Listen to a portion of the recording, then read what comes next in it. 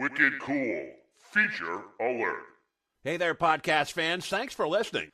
Now, you can also reach out and send me a text message. On every episode, at the top of the show notes, you'll see a link that says, send us a text message. Simply click it, write something super nice and sweet, and away we go. Also remember to please subscribe, share this podcast with a friend by telling them about it, and leave us a positive review, whether it's on Apple, Spotify, your favorite podcast streaming service, or even on our website at www.afraidofnothingpodcast.com. Imagine growing up in the 1960s. As a child, you have premonitions and déjà vu. Your family ignores and is often embarrassed by your sensitivity. Even the local parish has ostracized you. By the time you reach age 11, the awkward teen years, you're on the social fringe and an outcast due to your paranormal gift and undiagnosed Asperger's. As you head into your late teens and age 20, you're attracted to the dark side. At that point, most people's lives would fall off the rails. One man didn't. Tonight's guest is a special inspiration. He's renowned author, autism expert, and psychic medium William Stillman.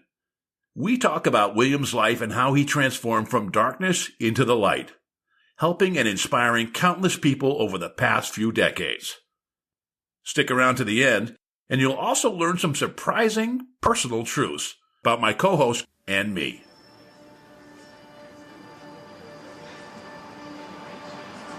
In a world where nothing is known, nothing is certain, reality is not real. Wake up! Be afraid of nothing. I'm Bob Heskey. Robert. The host with the ghost. This is my podcast, based on my paranormal documentary, Afraid of Nothing. Each episode, we talk to people who see life and the afterlife through a different lens. Join me. Who is this large man? And what's he doing in our bedroom? As we lift the veil and open our minds to see beyond our eyes lie. This is Afraid of Nothing.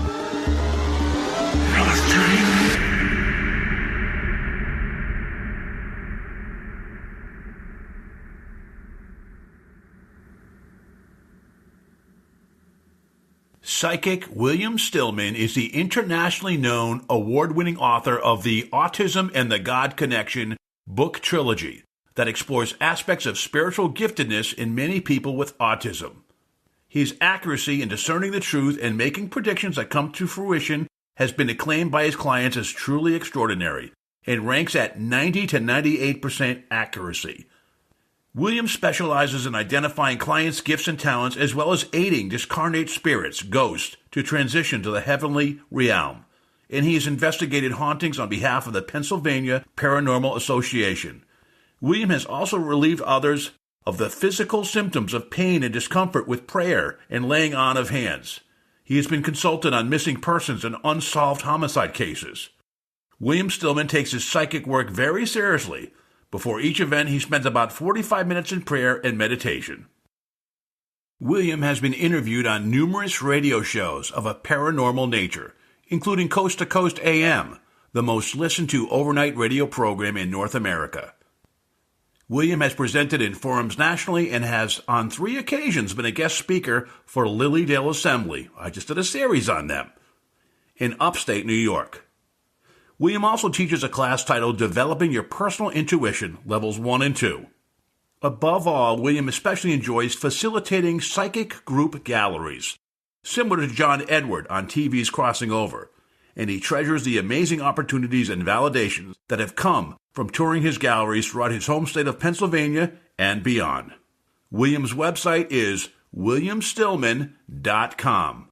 That's williamstillman.com.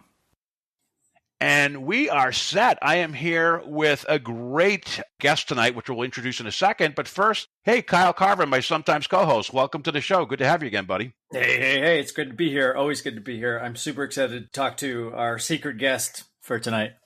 Yeah, his name is William Stillman. He's a kind of self-taught psychic medium. He's a prolific author. He's like a man of many skills. And I've seen him on a lot of podcasts recently, and I'm super stoked to talk to you. William, welcome to the show. Hey, fellas, thanks for having me, and I'm looking forward to a fascinating chat. Excellent. So I mentioned that you're kind of a prolific author. Your most recent book is called The Practicing Psychic, an essential guide for staying grounded, navigating skeptics, and honoring your gift. Can you tell us why you wrote the book? I mean, it seems kind of self-explanatory, but kind of why you wrote it and who ideally is the book intended for? What type of person do you think should really pick up this book and benefit from it? The book is written for anyone who is intrigued and interested in the behind-the-scenes mechanics of what it is to be a psychic or a psychic medium. And I wrote the book because I have been doing this for about 20 years now professionally. I'm in my 18th year. And when I first started out, there was me and one other person in my general territory. And now there are upwards of a dozen or more people. And so I've been seeing this as a trend, not just local to me, but nationally as well. More and more people, particularly young people, think that it's cool or hip or edgy to sort of get into this field. And I realized that there was no guidebook that would be a code of ethics / Hippocratic oath for people in this field or who are curious about getting into this field. And that's why I wrote the book. I didn't have a mentor. As you mentioned, Bob, I'm completely self-taught in all that I do. And I really felt that it would be a valuable resource where none existed previously. No, that's excellent. I mean, you started when you're 40. You'd mentioned you're 60 or close to it. Is there any psychic ability that you've had evolve in the last 15 or 20 years that surprises you the most? I think that I am always engaged in a perpetual state of becoming and evolving. And so there are things that I am learning to be true about myself that are surprising to me. COVID has been a real learning curve for me in that I used to sit very close with a client. I used to take their hand in mine. Haven't been able to do that. It's been hands off, having to try to read people wearing masks, having to try to work with people online. Skype is my preferred platform. And so I've been doing this with people from all over the world, long distance. And what I've learned is that the geographic location makes absolutely no difference in terms of the quality and the caliber of the work. So that's been fascinating for me. I have understood that I also have the ability to communicate with animals. And so that's what I'm going to be doing tomorrow night. I have an event online, reading people's pets. I am also able to remove pain and discomfort from people's bodies with my hands. It takes about 5-10 minutes maximum. And so it's a continual learning process. Just last night, I did another podcast where I was asked if I could channel an extraterrestrial. And I was able to do that. I was able to do that. So it was, it's never dull. All right. So, William, you are a self-acclaimed late bloomer with this. So if you can explain maybe some of the history of why you didn't recognize or didn't practice or what brought you to it such later in life. And you're also self-taught. So what was this process of, the DIY process of learning these new things and rediscovering things that maybe you had already known, but you were disconnected by, like the veil of amnesia? Right, Kyle. Well, I'm living proof that it's never too late to discover and claim or rediscover and reclaim, as the case may be, your gifts and talents. I'm also a very firm believer that we are all possessed of spiritual gifts and talents as our birthright, but none of us is obligated or beholden to do anything with it if we choose not to. I started out this life as a painfully, exquisitely sensitive person. And through a series of unfortunate events, that all got blocked and suppressed and was dormant for a very long time. And so it really wasn't until I was in my late 30s, just on the precipice of 40, that I really initiated a change and transformation in my life to access and tap into directly those spiritual gifts that I felt that I was curious about and believed I possessed. And once I made that commitment, and quite frankly, once I connected to God, about whom I had been completely dismissive and indifferent for decades, everything shot through the roof. I made up for lost time in about 3 months or less. And it was then that I felt confident enough to begin the process of offering my services professionally. So it's never too late. I read that you are vegetarian, and I'm actually vegan. Have you always been vegetarian? And or if not, did that change within like the awakening process? And how does it affect like what you do, or how do you believe that affects what you do?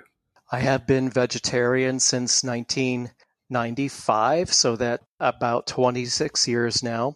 And it was in keeping with the mindset that my body is my instrument.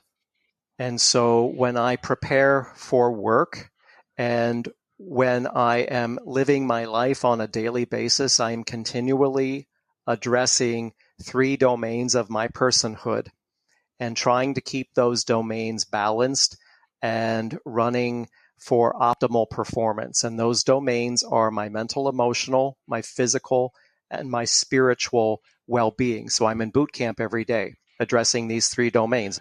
But the vegetarianism, it was a very conscious choice and decision in keeping with the idea of wanting to be as clean and clear and pure a channel as possible, and to contribute my part to the collaborative and cooperative process with all of the spiritual energy that is working with me.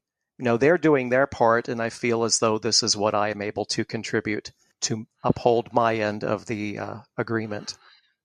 Is there something that comes from like, I'll use the term the other side, about the consumption of animals or the consumption of meat? Is there any kind of information that is inspired by this other side, or is that just something that you feel personally that it helps you remain more open and clean? I'm not going to pass judgment on anyone that chooses to eat meat.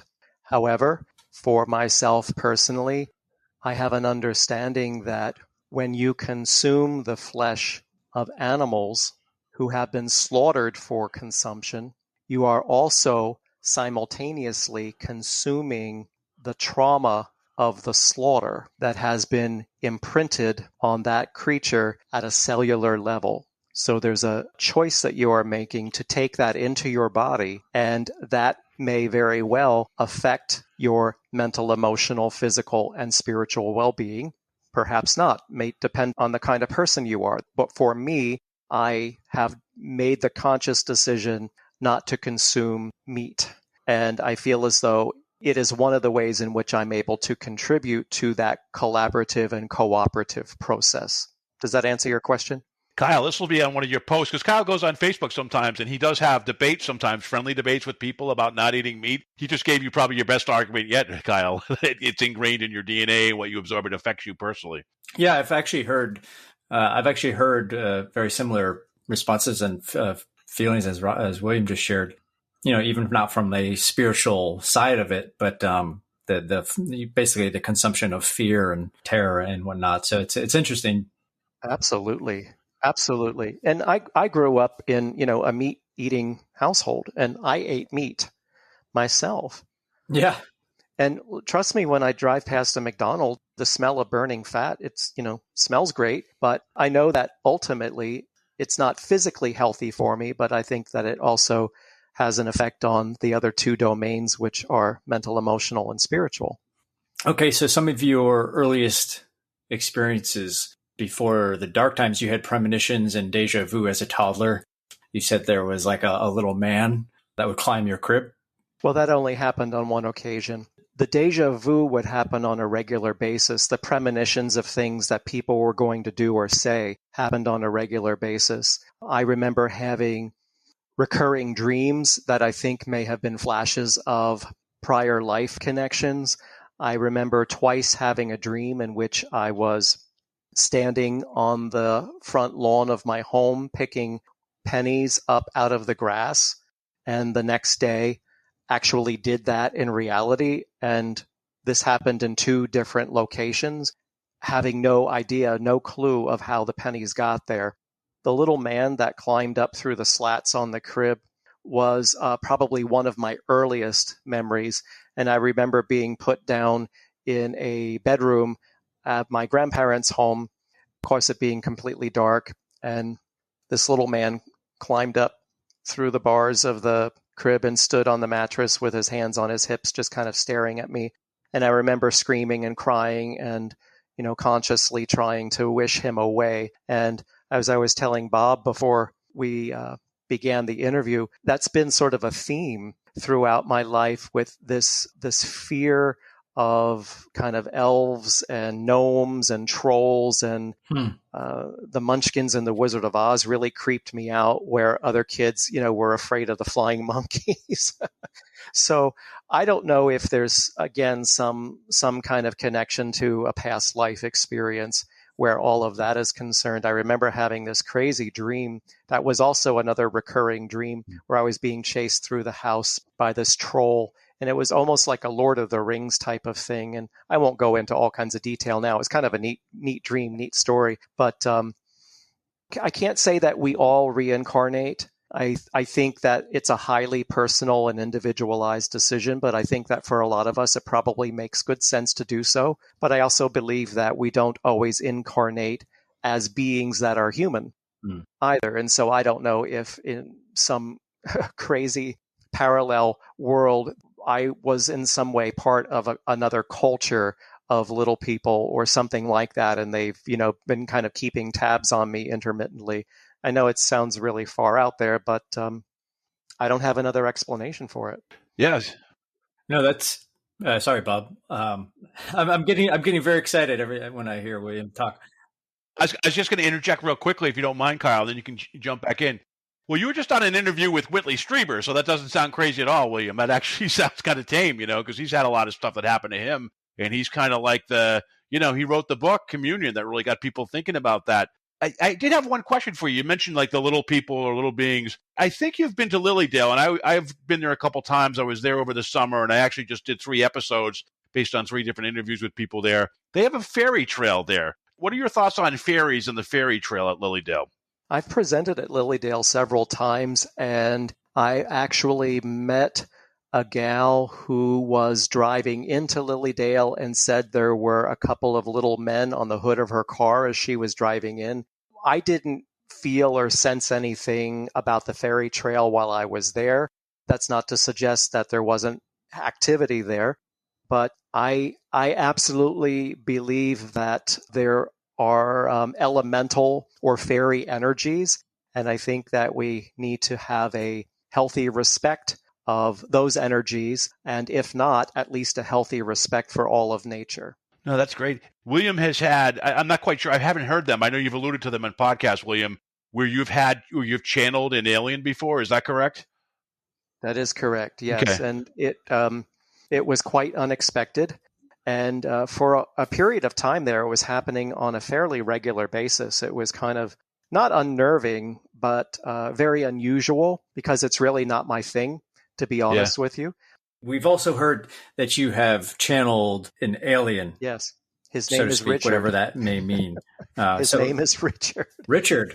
I asked him what his name was. Oh, that's cool. And he responded with a series of clicking noises that I didn't understand. And I said, I don't know what that is. I don't know how to pronounce that. Is there something else I can call you? And he said Richard, which I thought sounded very mundane and pedestrian. And then I looked it up, and the name translates to powerful leader. So I thought that was rather curious. Yeah, right. Sure.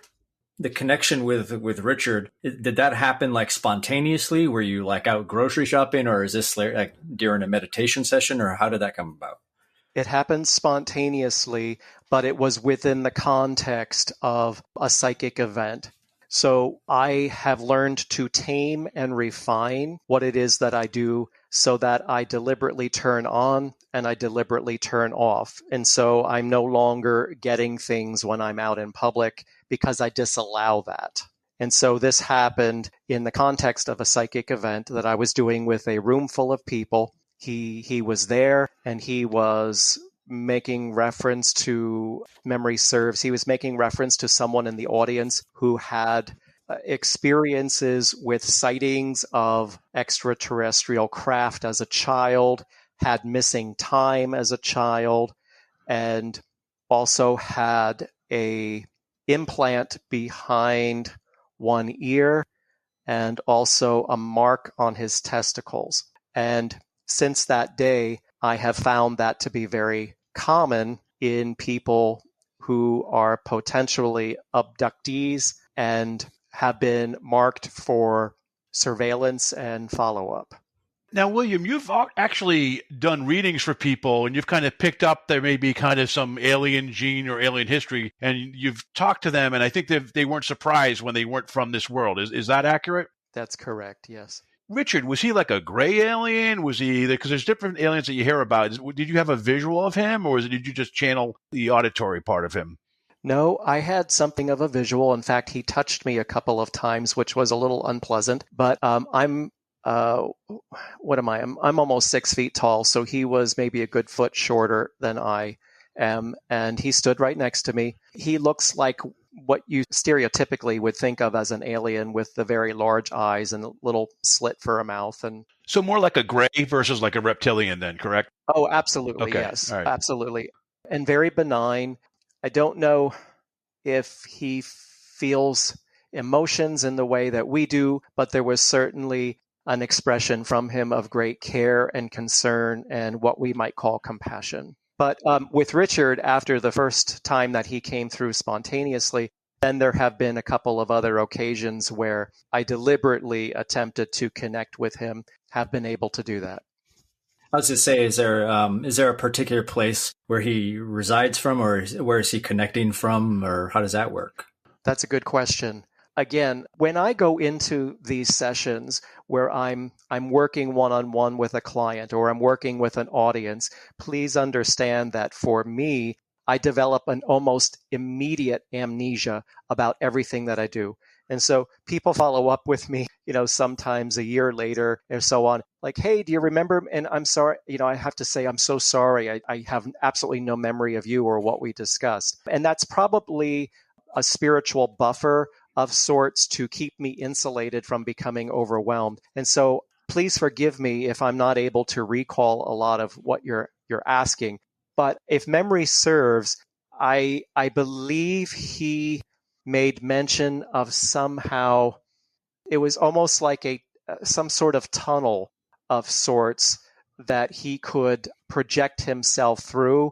So I don't think that it was him physically being here in person, but sort of like the essence or maybe an ethereal version of him being projected from a distance at a further point. Does that make any sense? It really does. Yeah, very much so. Yeah. Okay. All right. And if you don't mind, just I'll hop back just very briefly. You mentioned like the deja vu experience with like the coins in the pennies in your yard.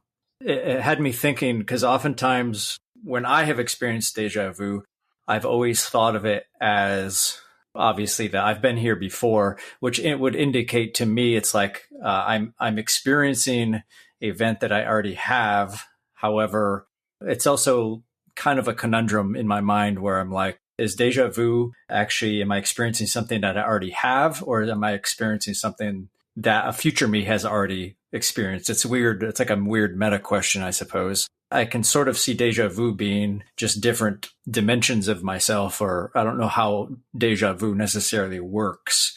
Do you have any kind of thoughts or opinions or about like deja vu and like how that works or what it is? I would accept it simply as a reinforcement that the timeline has aligned with who you are, where you are, and what you're doing in that moment. So I would accept it as a validation that you are doing what you're supposed to be doing in that moment, and to just continue to push forward. I found in my work that a lot of people become overly preoccupied with some of these things to the point of obsession. And I don't think it's intended to, torture and plague us with trying to deconstruct what's going on. I think we just need to accept it as a little benchmark on the life path or the journey that we've embarked upon. Interesting. So, William, you've gone through different phases in your life. As a toddler, you had premonitions and deja vu. And then kind of when you were in 11 to maybe 19, through your teens, there was a tough kind of sled you went through there, which kind of took you away from the path that you are now. It was almost an opposite extreme.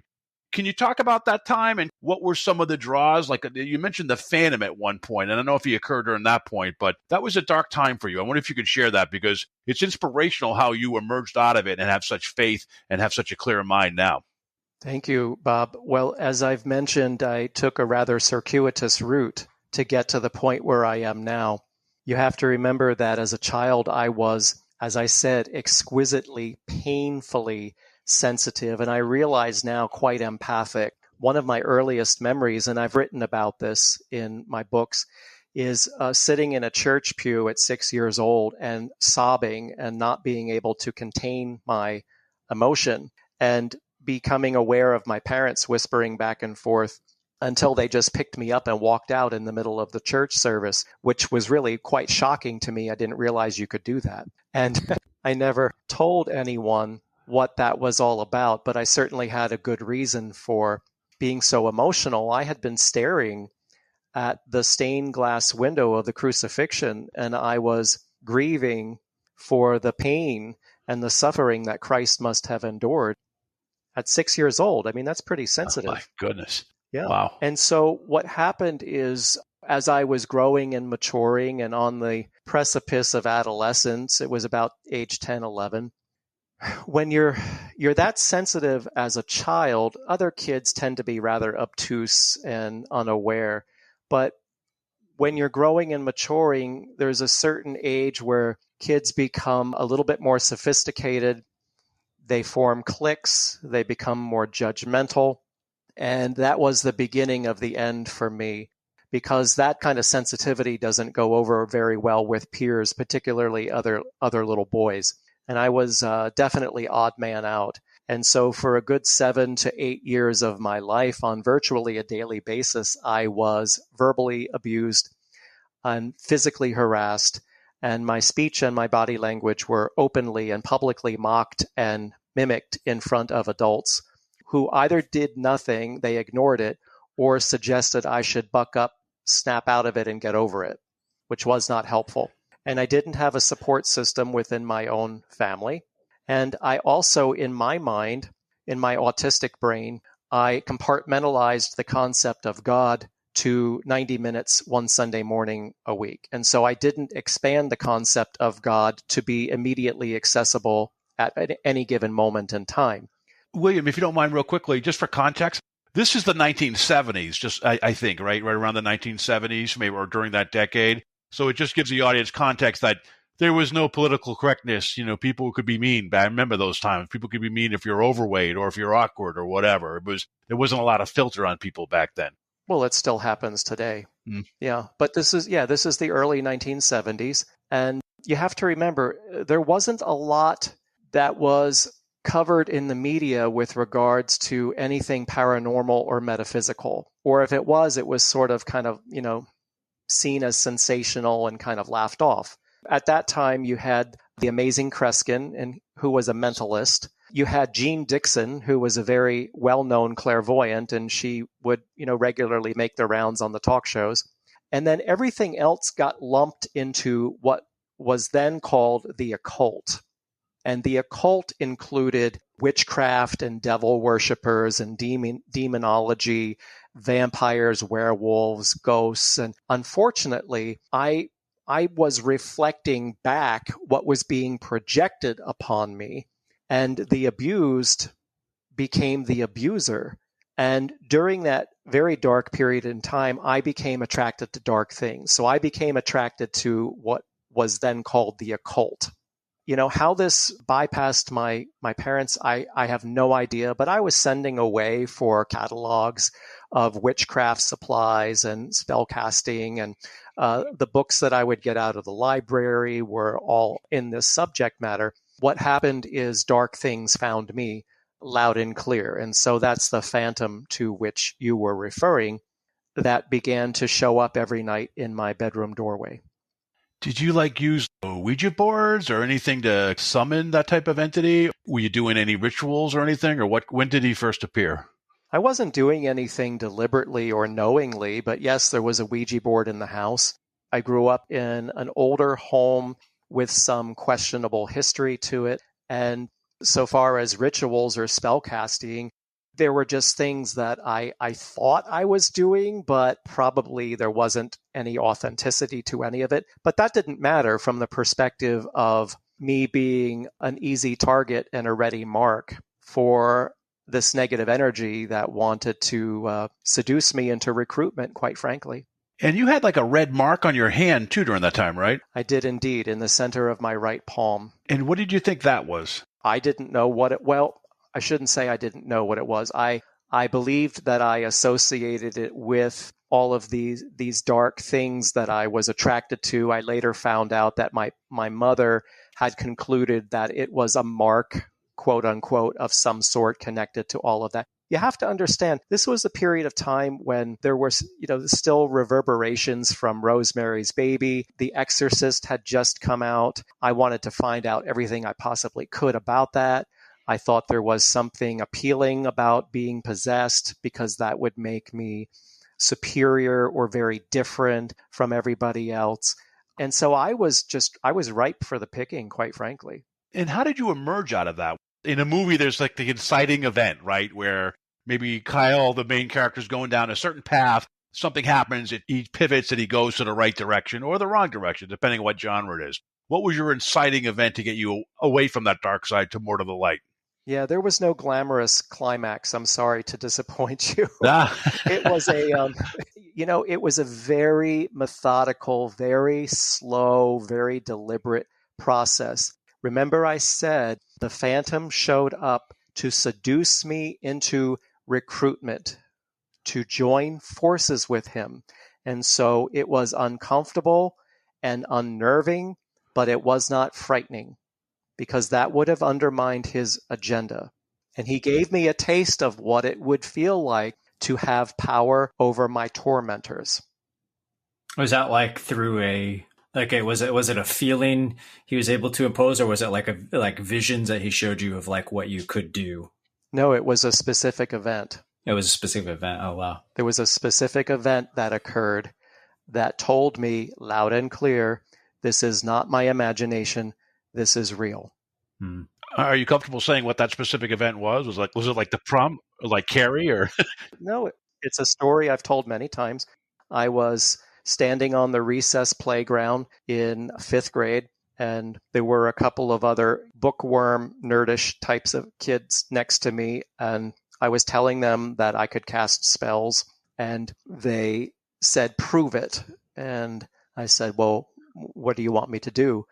And they said, "Break up that fight over there." And maybe about 6 yards from where we were standing, there was this multi-boy pileup. I don't know what precipitated it, but there was maybe about a dozen boys involved where they were just wrestling and fist fighting and so on.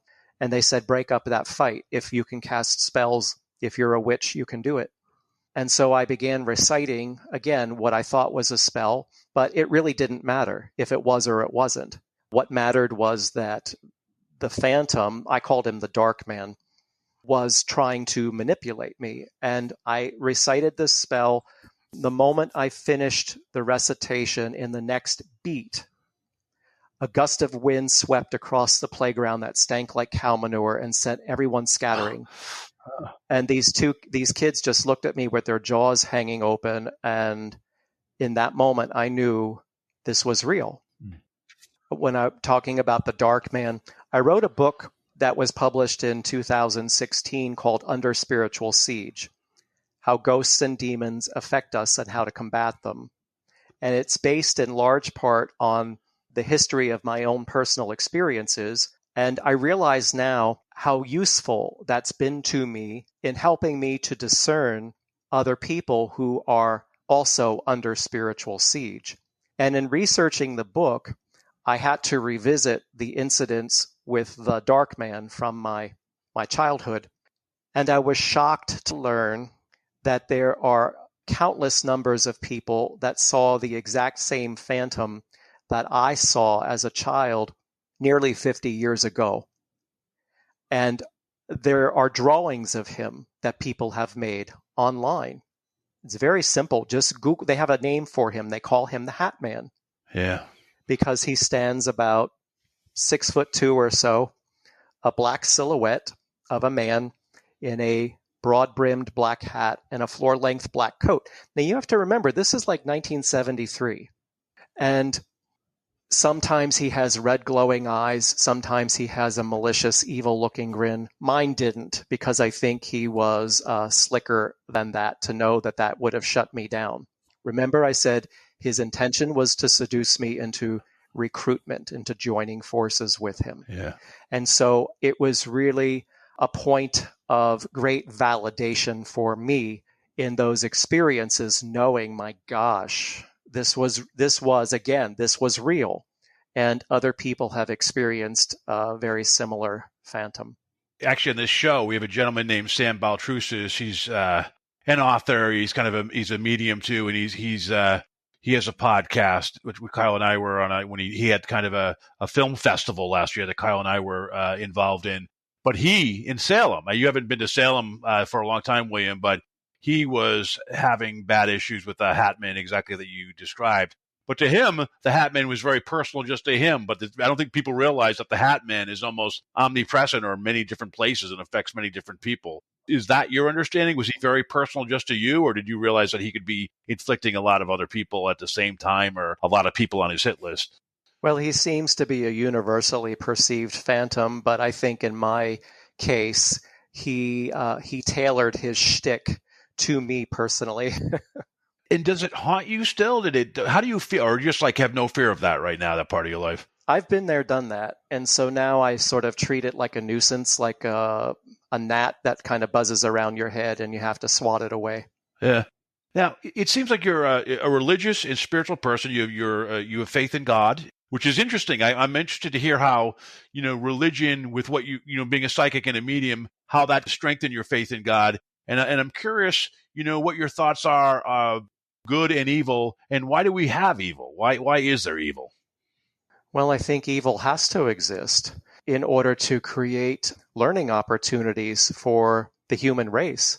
I think it has to be there. And I think that it has to be there in order for us to emerge victorious in conquering it under certain conditions and in certain circumstances.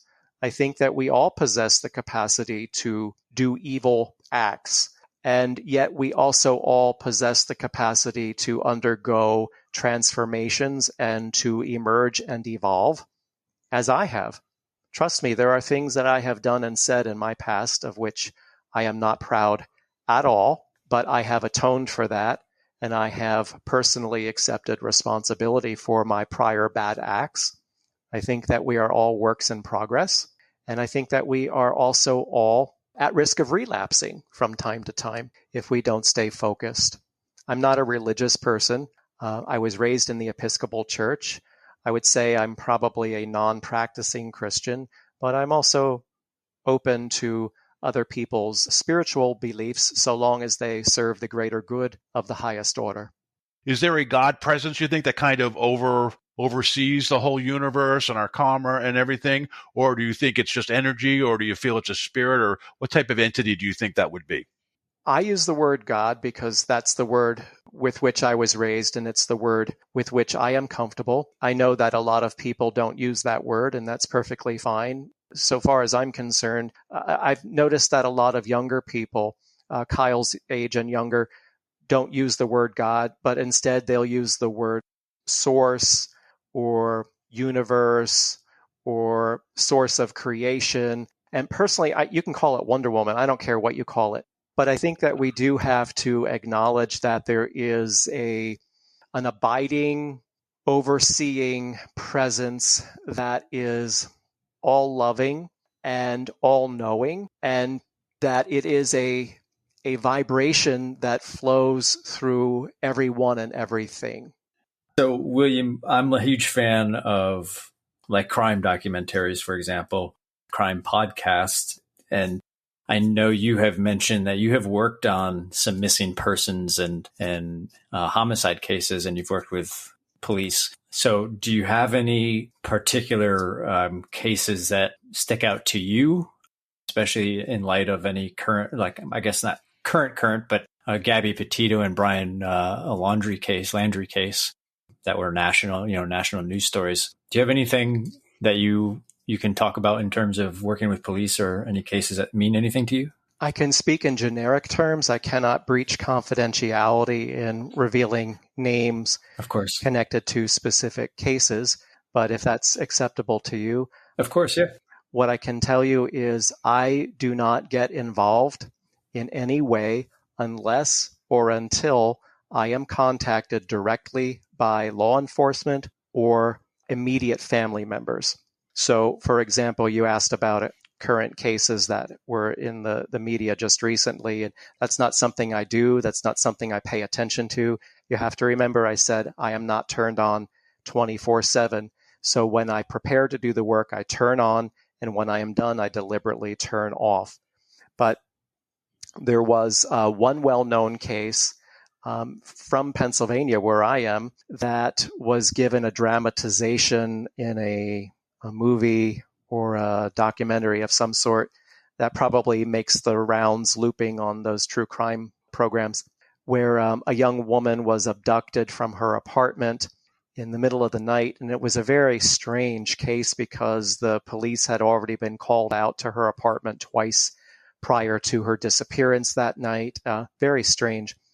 And I met with her family a couple of times, and I also make a point of never saying whether I personally believe whether or not someone is living or deceased, because my message to families who are raw and desperate is to continue to hold on to hope until you receive news to the contrary.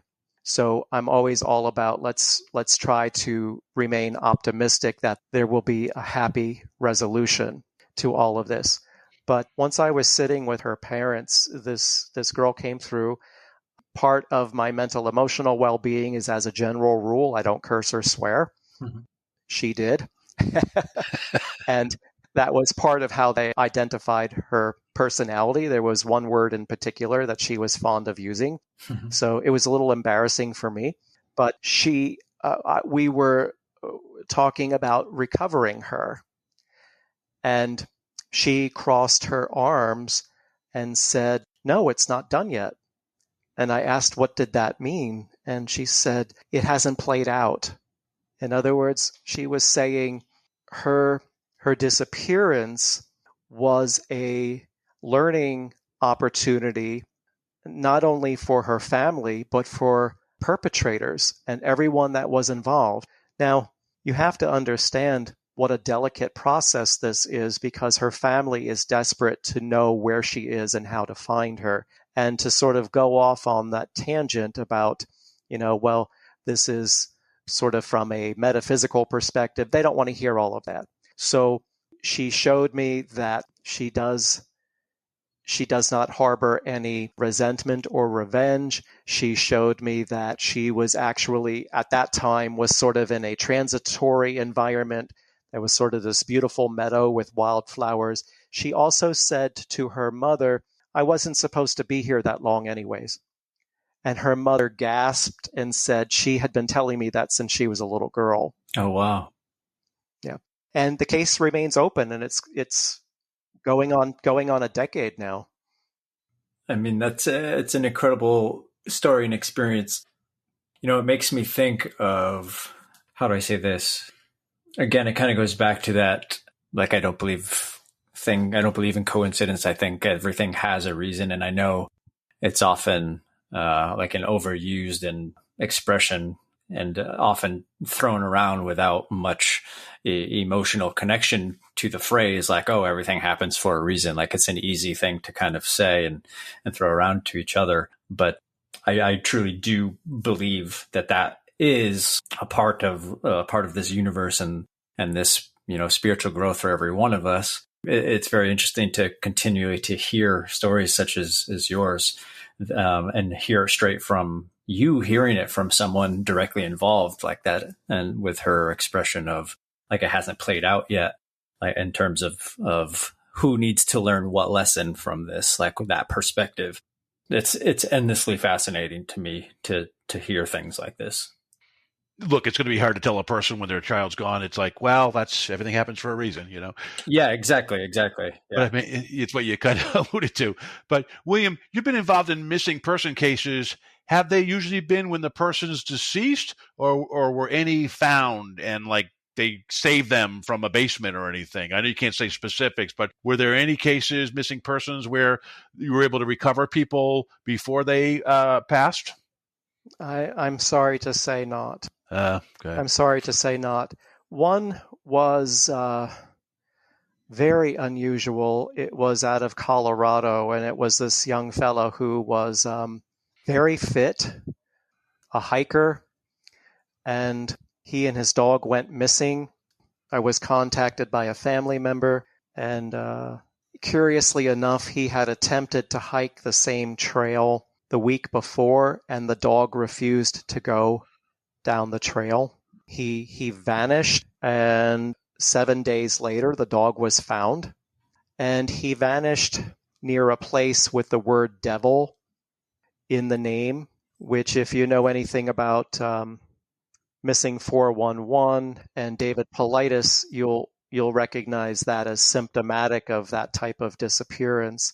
Yep. And it wasn't until last spring that his body was recovered. Also, immediately after he went missing, a fierce storm blew up that precluded any search parties from looking for him, and the storm lasted for some time. I have a quick question, because you mentioned you're doing an event with animals. Funny, the most popular show we've done is on connecting with your pet on the other side. It's a pet psychic named Rob Guttrow. It's been on a couple times. He did a couple readings which are like amazing for people that I know. And I know this wouldn't be a situation you've had, but would it be feasible, the dog, if you were able to connect to the dog, would you be able to pull anything from the dog about what his fear was or what he witnessed as a witness? Would that be something you would be able to do? Well, I have really high standards of excellence. And so there would be no way for anyone to validate what it would be that the dog would be, quote unquote, telling me. And that's the only way I would do it. Okay, yeah. Is if there was a way to have, verification evidentially in what the animal was communicating. It also was that the dog was very traumatized. I know that. Does that ever get frustrating for you, William, with, we kind of touched upon it earlier. As much as I hate talking in generalities, I'll use the general term of the paranormal as like an umbrella term for much of this. In general, the paranormal over the years, you had mentioned back in the 70s, especially a lot of this stuff was just sidetracked and pushed aside as part of like occult stuff. But, over time, obviously, as we progress as people, as we use science to progress scientific methods and such, paranormal stuff is still such a fringe science, if you will. Even if you were to talk with a dog, that's between you and the dog at that point. There's nothing that you can express for other people to take as, evidence for anything. Does that ever frustrate you with what you do, that there's so much like disregard for something that you, intuitively, that you practice, and it's who you, very much part of who you are and how you live? It's only frustrating when I encounter cynics. And I'd like to make the distinction between a skeptic and a cynic, because a skeptic is at least open-minded enough to be willing to have their mind changed if they bear witness to something that causes them to become a knower and a believer and an experiencer. A cynic already has their mind made up that it's all a lot of bunk and I'm a scam artist. And so I never make any promises or guarantees of anything because, as you're alluding, it's an inexact science and it's going to be what it's going to be. And I can't make it be something that it's not. And so there may be times that people are disappointed, but I believe that they're being given what they need to hear, and that's not necessarily the same as what they want to hear. Yeah, absolutely. Makes sense. I was running before the podcast tonight. During my run, I was thinking, and just that was, if you watch a movie at a certain point in your life or read a book, basically, we live our life through the experiences we have are through our five senses. It's filtered through our five senses. So when we're, 14, we could read a book or have any particular experience in life. And then, if we read the same book when we're 35, we might take a completely different message or learn something different, but there's a new perspective that just will exist. Even though we've had this experience, it will become new almost because of everything that we are up to that point has changed so much. So it's kind of like what you're saying. It might not be what people want to hear at this moment, maybe what they need to hear. And that could also change. Like if you give someone a message, at a certain point in their life, maybe it is just that. Maybe it is what they need to hear, but they don't want to. But maybe at a different point, years from now, it makes sense to them at that point. Well, in my sessions with people, Kyle, one-on-one, I always really like to send people away with homework, things that they can be working on in order to manifest their destiny and to maximize the employ of their personal gifts and talents to be of service to others. And I always let people know this is what I am projecting as a vision for your potential, for your future, but I can't do it for you. And it's not going to magically drop into your lap either. So if it intrigues you, if it piques your interest, I think that there is extraordinary potential for you to manifest this. And the people who take that to heart and the people who leave feeling motivated and inspired always follow up with me. I may not remember them. I may not remember their session, but they tell me that they underwent a transformative process and that they are living their best life doing what they love and enjoy. And that's the most rewarding aspect of my job, I think. That's really cool to hear.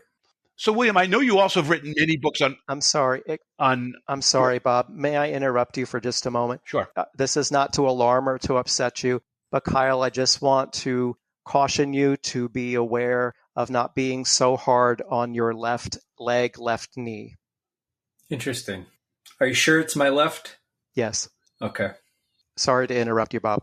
No worries. No, that's great. I love it. Cool. Yeah, thank you. Yeah. You've written several books on autism, and I know you kind of it's parents could come out of the woodwork asking questions. My situation, I have a daughter that's autistic, and my ex-wife is always trying to cure her, with treatments and things. And I kind of there's this wholesomeness about my daughter who's autistic. She's so happy with who she is. She seems to vibrate on a higher level. What has been your experience with working with autistic children? Or is it not really a condition, but maybe just the way they perceive the world? Do they vibrate on a different level that's higher than maybe the rest of us? I believe that, and I've written 10 or 11 books on this subject. In my opinion, it's a neurological difference in how the brain is wired, which then leads one to perceive the world very differently, and as you're suggesting, through a higher vibration of the senses in particular. So I would like to take maybe a more of a holistic approach to how we support individuals with autism. And we're not just talking about children. And I think it's really important to bear in mind that children grow up. We're talking about teenagers. We're talking about adults on the autism spectrum. And a lot of times, people who are delayed as children in speaking or moving, it's really just a matter of acclimating that higher vibration of the soul's energy with the leaden heaviness of the human form. And so once there's that process time, which oftentimes takes a lot longer than an average or a neurotypical child, then they find their voice, or then they're able to move more freely as we would wish them to. And They are some of the most wise and sensitive and gifted people I have ever known in my entire life. That's part of the interesting secret, is that here we're trying to fix and cure something, and they are among our most spiritual citizens. Mm-hmm. Yeah, totally. And look, my ex-wife is a beautiful mom, and she does things like the neurons, making sure and pure food and gluten-free.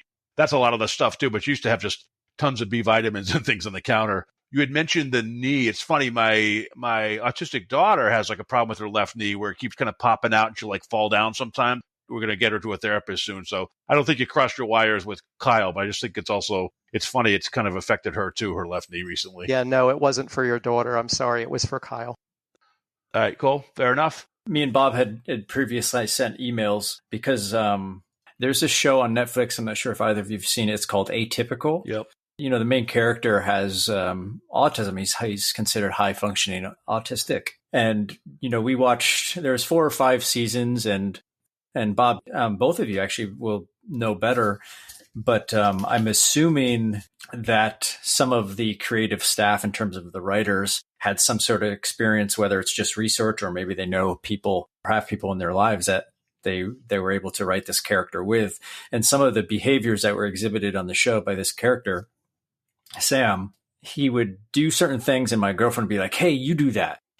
So and we'd constantly like start keeping this list. And it also was from just other behaviors in my life, which I always thought were a little bit different. But then we started taking like these online tests, which, you know, I don't really know the veracity of them at all. We tried like 3 different websites where I just had to answer questions, for example. And it was always like borderline, like high functioning autism. I don't know like if there's a question in there per se, but I did read your website, William, and you have a few bullet point questions which I connected with. And I don't know. I don't even know if there's really a question there. It was more of just like, I'm curious about what I guess autism is, or what my preconceived notions or what I thought it was, or that kind of thing. So I don't know. I think I know the question, Kyle, because I have to say I'm different. So I have probably different things where I feel I almost have some Asperger's things where I miss social cues, or I did throughout most of my life. Sure. I didn't have a ton of friends, so people think I'm very friendly and likable, and I awkward and all that stuff. So I guess the question would be, William, I think later in your life you were diagnosed or identified with certain traits of Asperger's, which is kind of on the autism spectrum. And how did you go about doing that, and how did you emotionally cope with that? Was it a sense of relief, or how did you feel when you went through that exercise? Well, Bob, it doesn't surprise me to hear you say that you feel as though you're possessing of autistic traits, because there is a genetic component to that. And so, to be gentle, the apple doesn't fall far from the tree. So that doesn't surprise me. Do you understand? Yep. Okay. And I see that a lot. I've been working in this field since 1987. That's a long time. And so I see oftentimes that parents of individuals with autism, and sometimes it's more than one child with autism, there is a milder version of it in the father usually, because you have to remember that it's 4 to 5 times more likely to be present in males than in females. But I think bottom line is, let's not get so caught up in trying to distinguish ourselves from one another with labels, when in fact we're truly all more alike than we are different. We all have more in common than we don't. Yeah, thank you for saying that so much.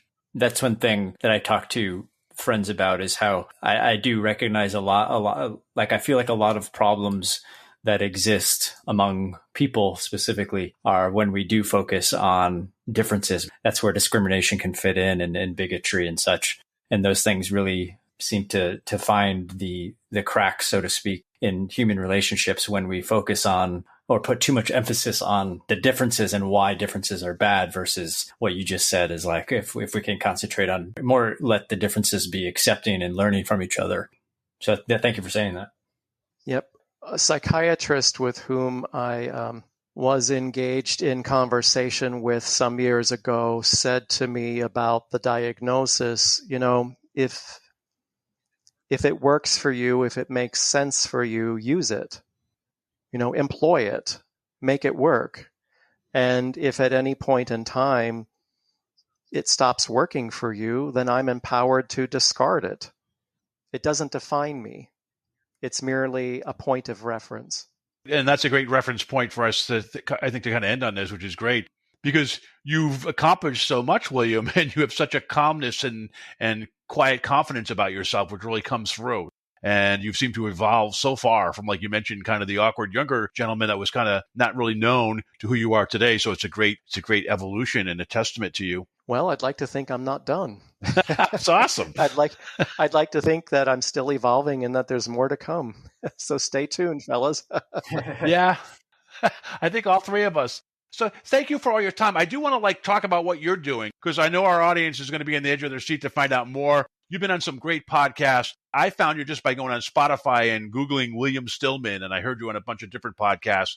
You have a couple places where people can go. You are an hour from Gettysburg, and even though you're not a historian or don't know much about the Civil War per se, you do go out there periodically with historians, and they will bring you on a walk, and you pick up a bunch of things. So you want to talk about where they can watch those videos? People can watch my videos on my YouTube channel, which is simply my name, William Stillman. If people want to learn more about me and who I am and what I'm about and all that I've accomplished, they can go to williamstillman.com.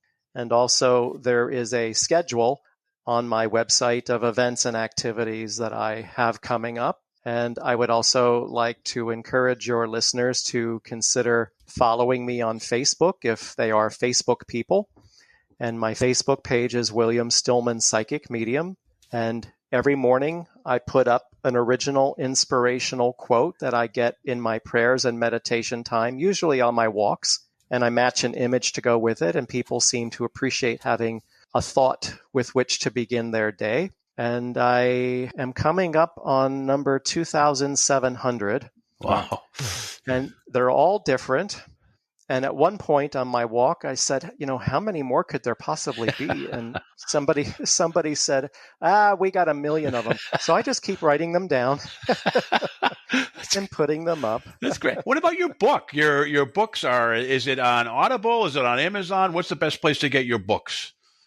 Again, on my website, there is a books page, and you can see there's a rather diverse range of books there, from the clinical to metaphysical to the fantastical, and everything is there for you with links to click through to purchase the books depending upon what piques your interest, if anything.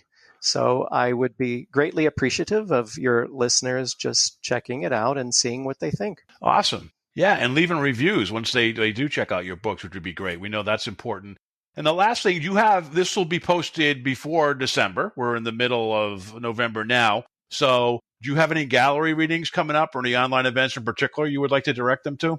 The gallery events that I have are going to be live and in person. There may be one that is a Zoom event, but again, folks will have to check my online schedule. And also keep checking the YouTube channel because I was just in Gettysburg recently, and there are 4 new videos going up very soon.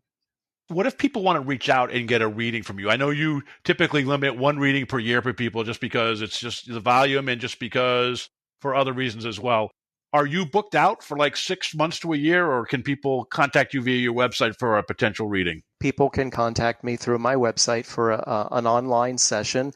I've read for people all over the world. You're absolutely right, Bob. I allow 1 session per year only, and I'm really firm about that. And people have been begging and crying and pleading, and I've caught people trying to book sooner than that. There's a method to my madness, and it is absolutely important to maintain ethical standards. So I will not allow people to book more than once a year. But yes, reach out. We can do that. We can arrange that. And that sounds great. I've had clients that keep coming back to me year after year. I don't think that's especially a good thing. It's not something I'm interested in doing for myself. I've never been interested in it. But people must find some value in it, and so I'm glad. Well, we found a lot of value in this tonight. Yeah, and I do want to quickly say, I don't remember the exact statement. Bob, you made an analogy of a movie, and William, your reply involved that you didn't think there was I'm paraphrasing, a great climatic ending to that movie.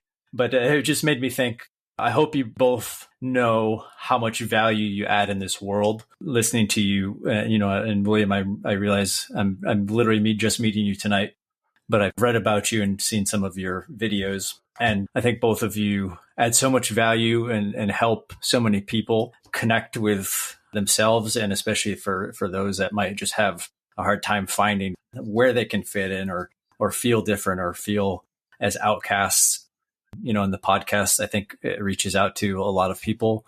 And William, what you do with everyone is just so helpful. So I just wanted to mention that both of you are doing such a great service to, humanity, if you will.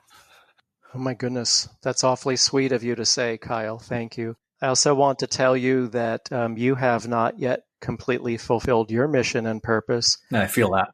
Which is to teach. You're intended to be a teacher. Wow.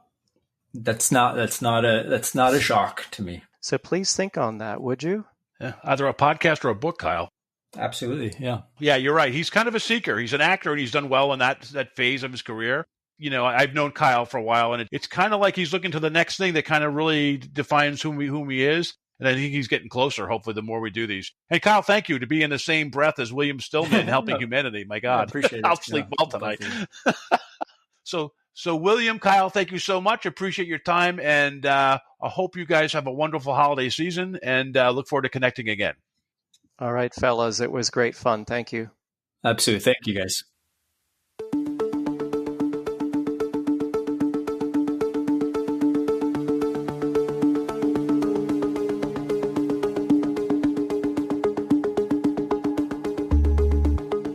You've been listening to the Afraid of Nothing podcast. Please subscribe and like us on Facebook. Until next time, stay scared.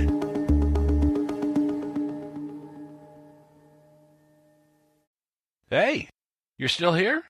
Great. Then why not listen to another episode? Visit AfraidOfNothingPodcast.com to peruse all the shows. That's AfraidOfNothingPodcast.com. And while you're there, click the coffee cup icon to buy me a coffee and leave a review. I'll give you a shout-out in an upcoming episode, and the world will know how swell you are.